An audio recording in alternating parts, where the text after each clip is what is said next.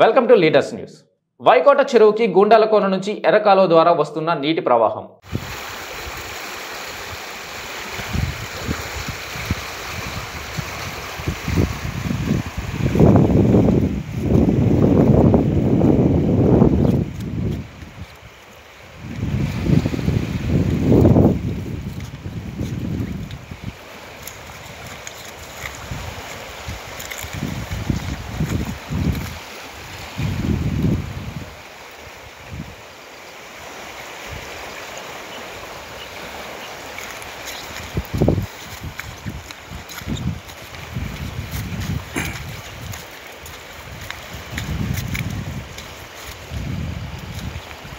మాలకాలవ గుండాలేరు వైకోట చెరువులోకి నీళ్ళు వచ్చేదానికి పుష్కలంగా ఏరు సాగింది.